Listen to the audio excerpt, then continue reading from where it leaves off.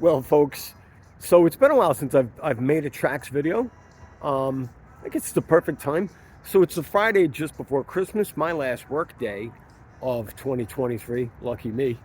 And the Trax are doing fantastic. So I'm in three different Trax Facebook groups.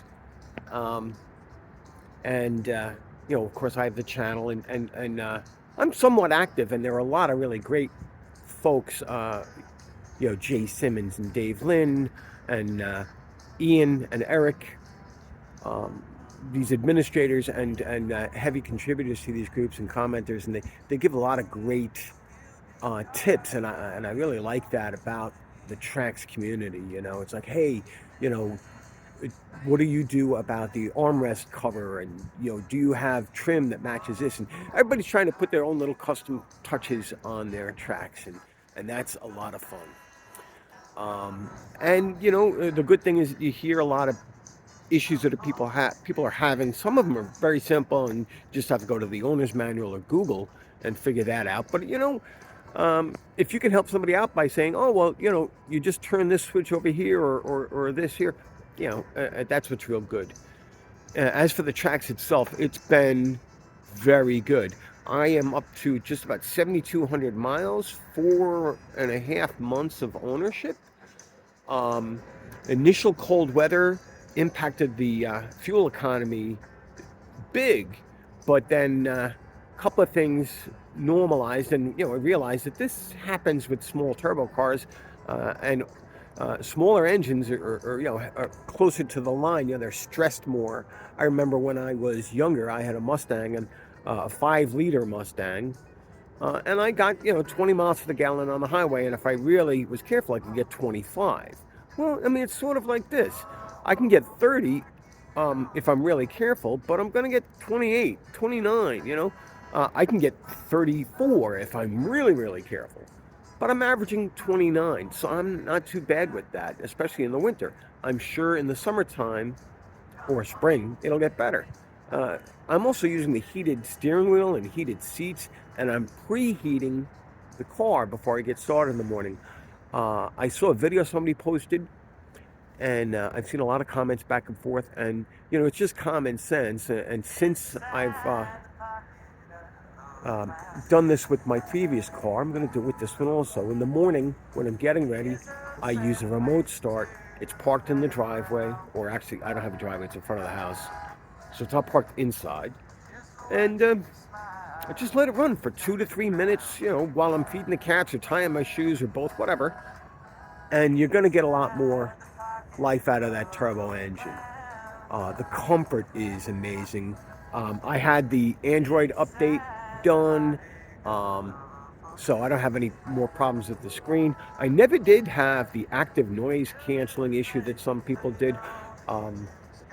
I guess I've been very fortunate. But the fact is this is not the first time I've bought the first year of a new car. I remember my very first new car, a Ford Festiva, the camshaft snapped after 5 months and 5,000 miles. You know what? Ford replaced that camshaft for free, gave me a loaner car for the month that my car was in the shop. That was 1987, 88. So, that was a long time ago. Ford used to know how to take care of their customers. But my point was that it was under a warranty. And that's the one thing you have to remember when you have a Trax. You're no longer dealing with a used car or an old car.